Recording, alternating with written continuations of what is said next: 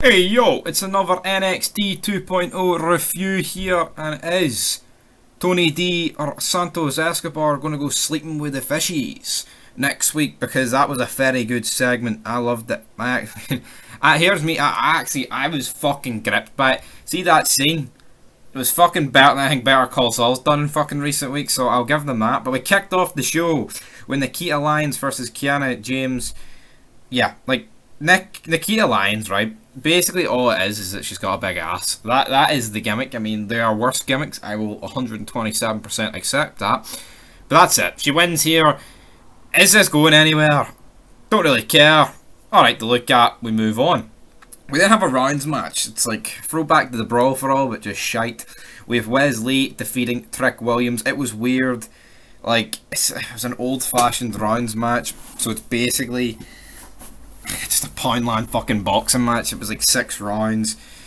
I mean, it was alright for what it was. I mean, I like the fact they tried different stuff in NXT, but I just feel like it would be a lot better if like 2 other people were fucking trying this. You know, like Bobby Lashley against like Brock Lesnar in a rounds match. But hey, it is what it is. We then have Kamalo Hayes out there with North American Championship, talking about NXT Heatwave next week. But then out came Giovanni Vinci, and he's like, mate, I want a shot at your title at the Heatwave. And I'll tell you what, it's fucking hot outside, so it's basically like a Heatwave right now.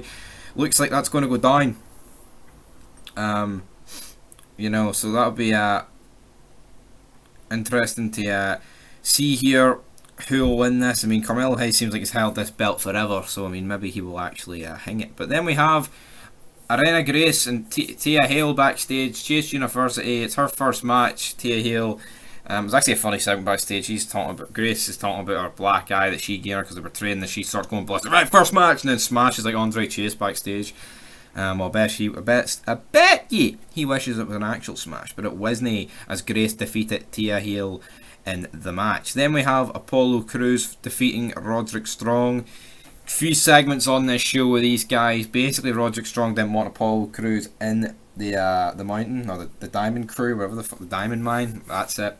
And then like we saw the Diamond Crew like backstage watching. Then when Roderick Strong came back last week, they're like, we were watching a battle royal from 3 weeks ago, and we knew who cost us, and we're going to take our revenge out next week. I mean, it's like, whoa. It was like almost alluding to the fact that it was Roderick Strong. I don't think I actually watched that match. So am I missing something here? They didn't actually explain it in this segment. But Apollo Crews wins. Apollo Crews actually seemed like he came back with a pretty bit of momentum. You know, it seems like it's not completely dead right now, but it is what it is. We then have like a Toxic Attraction like hype up package between Gigi Dolan and the other one, basically talking about, we're in The Rock and we're rebellious. We don't follow other people's rules. Like, see this whole gimmick. Like, everyone in wrestling kind of says this, like, oh, I mean, Austin was legit. I mean, he shafted the boss, Finney Mac, numerous times. Yous are just people who are Mandy Rose's bitches, and alright, they're fit, like, but I mean, like, what is this gimmick? It's not a gimmick saying you don't follow other people's rules. Oh, we like rock. What the fuck? That could pass as any American who likes Metallica. Like, that's not a fucking gimmick. Anyway, that sucked. But next up, this was brilliant. The meet. Another meet, man, with Santos Escobar and Tony D coming to terms on a street fight. Oh, if you haven't watched it, watch it. This is going to bump up the rating of this week's show. This was brilliant, right? We may have seen this millions of times, but the location was very fitting. They were at a table, 2 chairs either side. It was very good, and there's high stakes in this one. If Tony D wins, Santos Escobar has to leave NXT. Well, if Tony D gets beat by Santos Escobar and his familia are freed from the shackles of Tony D's family. So yeah, big stakes. Looking forward to that match next week at Heatwave. The only match I'm really looking forward to be honest. I mean, this match belongs on fucking like a SummerSlam, but you know, it is what it is. This was very, very good. We then had Pretty Deadly defeating Malik Blade and Idris Inofi. There was a segment backstage with Lash Legend before. I didn't really care about the segment backstage, if we're being honest.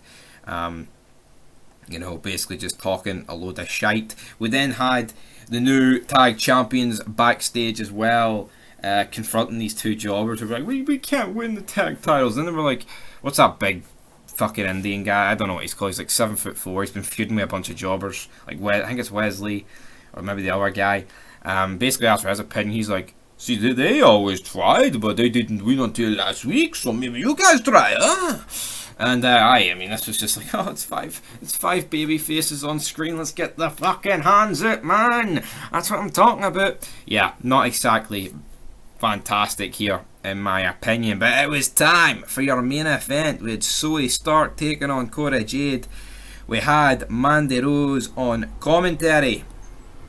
Didn't actually say a fucking word, if we're being honest. During the match, Roxanne Perez came out with a big pipe, because of course she's feuding with Cora Jade. The former best friends, no longer best friends on this show. There was nothing to do with Braun Breaker or JD McDonough on this fucking show. It was just kind of things. There was other backstage segments with like Grayson Waller, but he basically just said something to Apollo Crews, and then we had Cameron Grimes walking backstage, trying to walk through the door, and Joe Gracie spoke to him. Is that worthy of me even fucking mentioning it in this review? Well, there you go. I just wanted to mention it. But back to the main event. Cora Jade is defeated by Zoe Stark. Basically, is just, you know, conflicted because Thingy is at ringside. Roxanne Perez can't really focus on the match. She gets beat. I don't know what's her finisher called. I actually can't even remember. What is it? A devastating knee. Is that what it's called? I mean, that couldn't be any more generic. After the match, though, Perez jumped in the ring, trying to swing for Jade. I mean, it's saying it was a candlestick, but they made it look like a pipe, unless it was a spray painted pipe or candlestick. That's maybe what it is.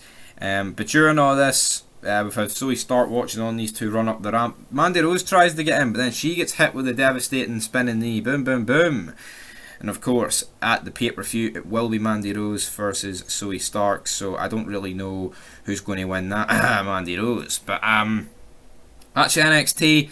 Not great, but you know what? That segment alone made the show, and I'm going to give it a 4 out of 4. A wrestling show getting a 4. Fuck me. Till next time. Peace.